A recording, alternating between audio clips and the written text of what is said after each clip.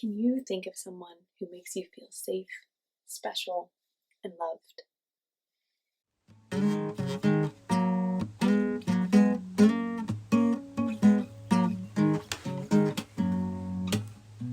When I have a worry-filled mind, I like to wander outside.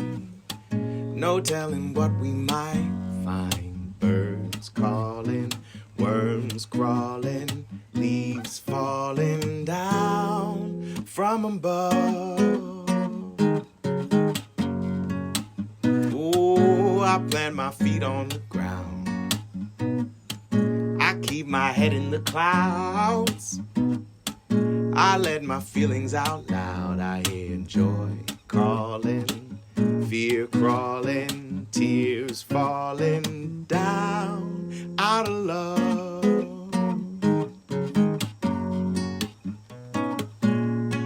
Welcome, friends. My name is Mrs. A, and I'm really happy that you decided to join me today. Anytime we have a lesson together, we always start by checking in with our feelings. There's a couple different ways we can do that. We can notice and name our feelings, maybe using my poster to help. Or we can just grab a color that matches the zone we're in right now.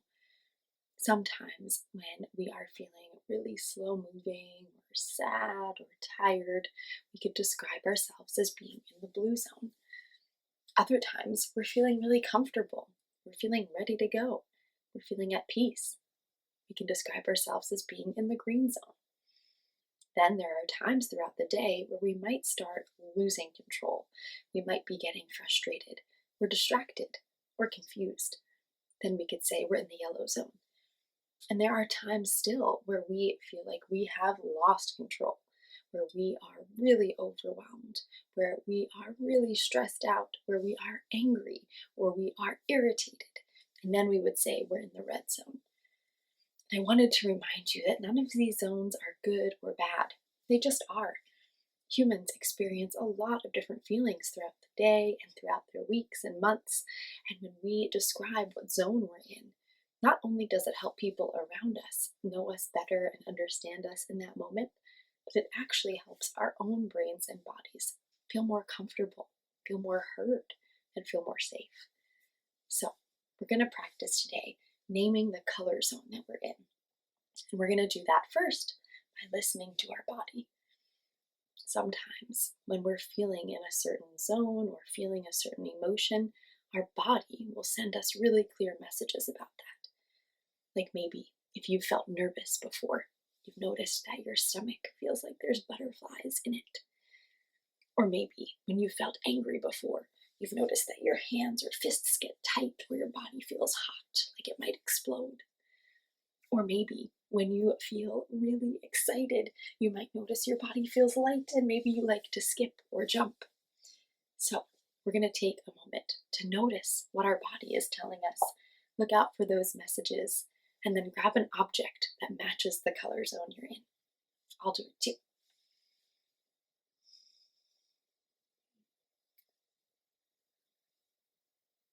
Are you listening to those messages from your body? Trying to figure out the clues. Once you've figured out what color zone you're in, grab your object.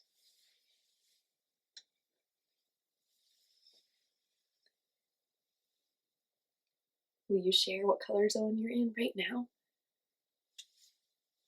I'm in the green zone. That means I'm feeling settled. My brain is able to think clearly.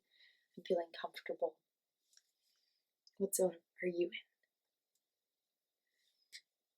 in? Thank you so much for sharing. Now, one of the things that we can do after we identify or share our color zone is figure out if our bodies or brains need anything. Sometimes when I'm feeling in the blue zone, tired or slow moving, it helps me to take a walk or get a sip of water. Maybe wake up my body by doing some jumping jacks. Other times when I'm in the red zone and feeling like I've lost control, it helps me to take some time to myself, do some deep breathing, maybe even go for a run or a bike ride. And so there are a lot of different tools and strategies that we talk about and practice together. And one of my favorites, as you may already know, is moving our bodies. Not only is this a way to help us move from zone to zone if we need to, but it's also a way to keep our hearts and our bodies healthy. So we're going to use the date to exercise and help us figure out how many moves we should do. Let's take a peek at it. The date for me today is 5/4/22, and that means it is the 5th month, May, and the 4th day in that month, May 4th, and it's our year 2022. Now, if you're watching this on a different day, that's okay. You can change the numbers to match the date for you, or just use mine, whatever you prefer. We need to check in with our friend Fig before we get started. Fig is showing us one of the exercise moves we'll be doing today. Now, you'll have to look carefully and make some observations and see what you think they're showing us. Looks like they're reaching down. Maybe you have some guesses, or maybe you don't know yet, and that's okay. Fig will tell us in just a bit. But to start us off, we're going to do 5 dance moves. And you can do dance moves however you like, sitting or standing or a little bit of both, however feels good for your body. Let's count by ones as we do 5 dance moves. Ready? 1, 2, 3, 4, 5. All right, my friends. Now we have Fig's moves to do. What should we do 4 of? Toe touches. Thanks, Fig. Now, similar to dance moves, you can do these however is best for you, sitting or standing. Looks like Fig is standing to do theirs, so I'm going to try it that way. We're going to count by 2s this time, because 4 is an even number. So let's get in position and do our 4 toe touches. Ready? 2, 4. And finally, we have 22 moves to do. 22 is also an even number. And you may be wondering, Mrs. A, how do you know if it's even or odd? And I always look at the digit in the ones place. There's a 2 here. The digit in the ones place here was a 4. And an even number is something that can be shared equally. And so 2 is an even number, just like 4 was an even number. Now, if you are wondering about other even numbers, you can always be sure to subscribe and check out my previous videos and look out for future videos where we talk more about odd and even numbers. Back to exercising. Let's do 22 invisible jump ropes. Now, the reason I say invisible jump ropes is because I do not have a jump rope, but if you have a jump rope and you're in a safe space to use it, feel free. Otherwise, you can do an invisible jump rope with me, counting by 2s. Ready? 2, 4, 6, 8, 10, 12, 14, 16, 18, 20, 22. Whoa. Settle back into your space. And you may notice that your heart is beating quickly. When we exercise and raise our heart rate and build our muscles, it's really helpful for us to then cool back down.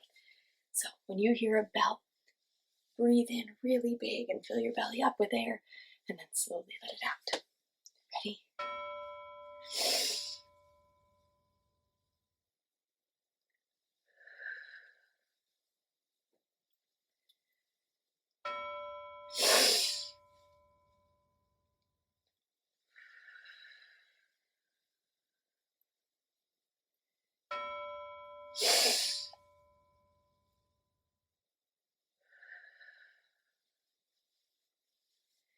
Fantastic, friends. Now, at the beginning of this episode, I asked if you could think of somebody who makes you feel safe and special and loved. And that is because Mother's Day is coming up really soon. And oftentimes, many of us feel really, really special about our moms and mothers. But there are also people who are really important to us who may not be our mothers or our moms. And so I want to tell you more about that and share some of these fabulous books with you. So let's read our message to get started. In my journal here are our messages for each time we're together. And you can be on the lookout for alliterations, which are words that are next to each other or really close by that start with the same letter or sound right at the beginning of them. Let's read. Dear lovely learners, do you know that Mother's Day is coming up on Sunday? We've talked about how we're all different and unique, but did you know that families are all different and unique too? Some families have moms and dads, others have only moms or only dads, and others have only a grandmother, uncle, grandpa, or aunt. What's most important about families is that they're filled with love and respect. There are lots of ways we can show love for the special people in our lives. Let's peek at some books that show us some sweet examples. Love, Mrs. A. So you may be thinking, Mother's Day is coming up, but I don't have a special person that I call mom or mother in my life. Well, there are lots of important people, and maybe there are a grandpa or an uncle or an aunt or a grandmother. And so we're going to talk about what really makes a family and what we can do to celebrate those people who are special to us. I have 3 books to look at with you today. And this first one is called Stella Brings the Family. And it is by Miriam B. Schiffer with illustrations by Holly Clifton Brown. And what I love about this book is that it shows one way that we can share our love. And it is all about being inviting and being inclusive. That means including the people who are special to us, who make up our family, even if they may not be moms or mothers. Let's read Stella Brings the Family.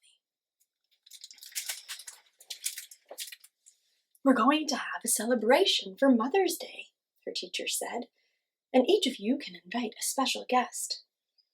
Jonathan and Leon said they'd invite their moms. Carmen was sure her mama would come. But Stella had 2 dads.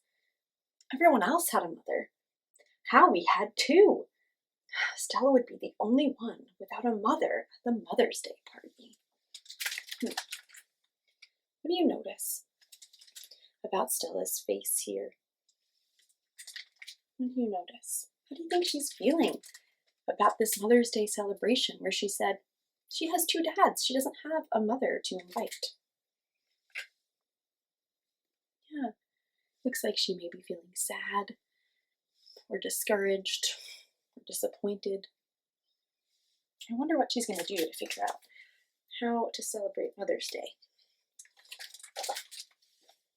No mother? Asked Howie. But who reads you bedtime stories like my mothers do for me?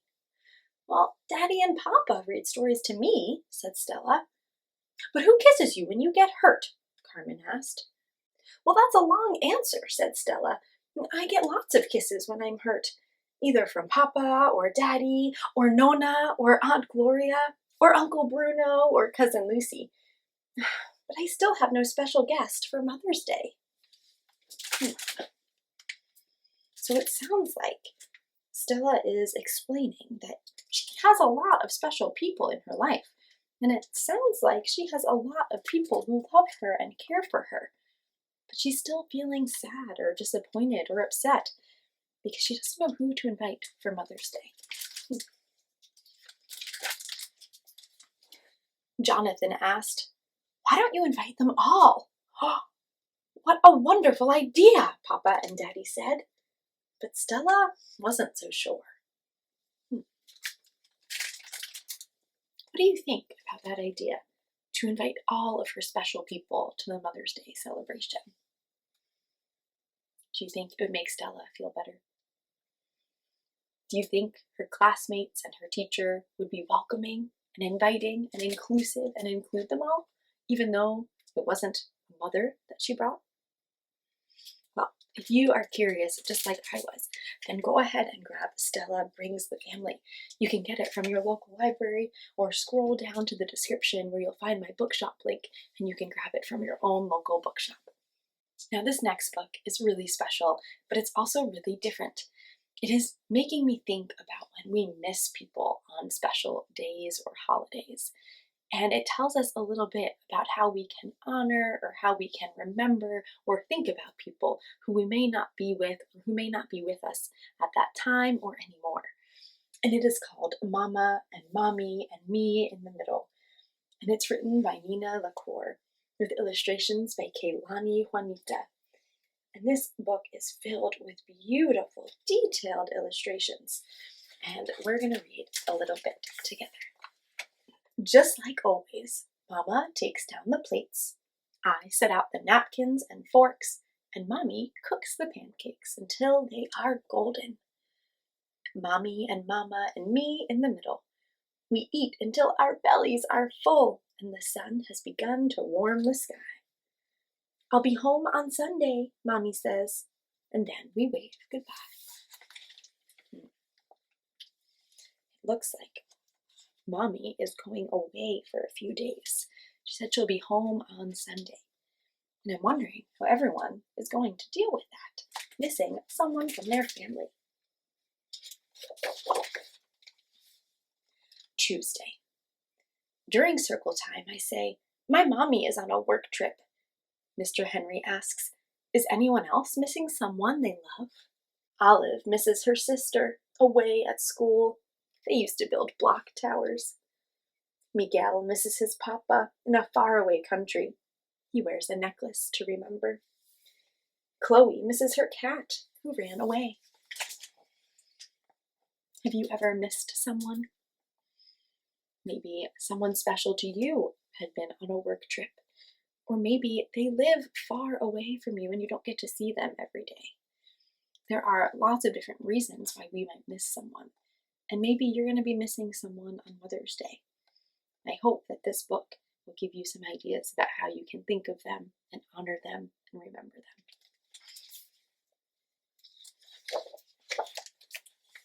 Saturday. I keep the plan in my mind as I help Mama stuff our dirty clothes into the machine, while I wash the windows with my own sponge and water the plants on the windowsill, while we color a welcome home banner for Mommy, and I build a city for my hedgehogs and pandas, and Mommy blows me a kiss from the phone and says, I'll see you tomorrow. We see a lot of great examples on these pages. Do you see some ideas about how we can remember, or think about, or even connect with people when we're missing them? Yeah. We can FaceTime them or see them on our phones or computers. We can stick to our plans or routines. I see them doing some laundry, watering their plants, cleaning their house. Many people do that on Saturdays, and sticking to plans can help us feel more comfortable. Oh, yeah, I also see some creativity, drawing and building, making a gift for the person we miss. Mama and Mommy and Me in the Middle is filled with so many other wonderful ideas. And it's a really beautiful story and made me think about how when I'm missing someone or someone special to me is far away, we can still feel connected, even if we feel sad or if we miss them. And last but not least, a really beautiful and kind of playful book. It's called Love Makes a Family, and it's by Sophie Beer. And I wanted to end with this one because, like I said, you may be celebrating Mother's Day on Sunday, or you may not, or you may be thinking, how can I celebrate Mother's Day? And Love Makes a Family is a book filled with so many different examples of how we can show and share love. So let's look at some together. Love makes a family. Love is finding the biggest puddles.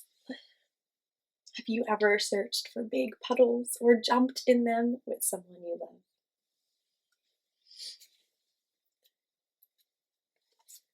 Love is lending a helping hand. Has someone helped you when there was trouble or something happened? Have you offered a helping or lending hand when someone else needed some assistance?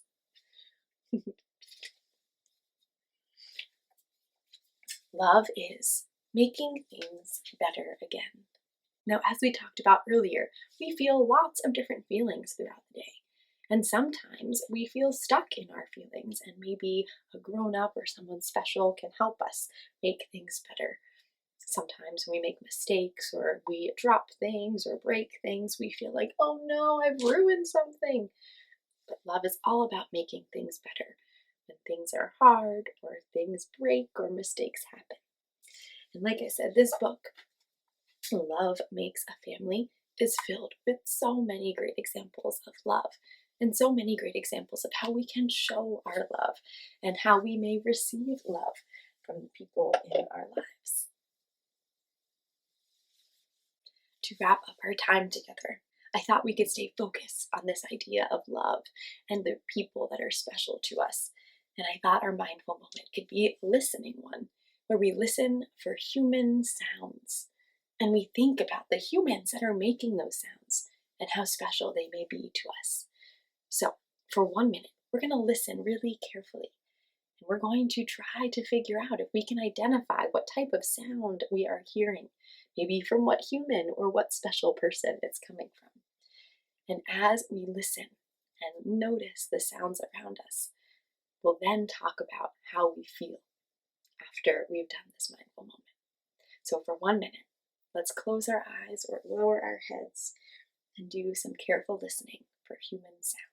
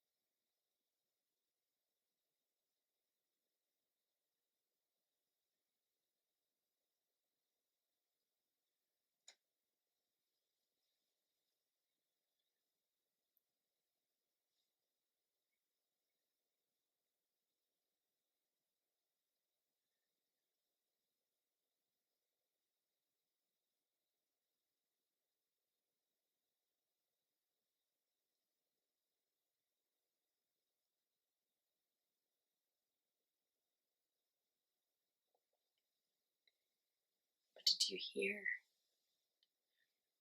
What did you notice about those human sounds? Did any of them make you smile? It happened to me too. Did any of them make you giggle? Did any of them make you feel confused? Were you wondering what is making that sound? One of the wonderful things about using our senses, like listening, is that when we really focus on it, just one type of sense, like hearing or listening, we can often feel like, wow, this is really powerful, almost like it's a superpower. The same thing can happen when we really focus on just smelling or just looking or just touching or tasting. And so mindfulness has many different ways that it could be practiced. And this was just one example. But I wanted to remind you that if you'd like to check out other examples, remember to hit that red subscribe button if you haven't already, and also go back and watch the rest of my episodes where we end with a different mindfulness activity each time. Friends, thank you so much for joining me today. I hope you make it a great rest of the day. Sending you off with some love if you'd like it, a hug if you want it, and I can't wait to see you next time.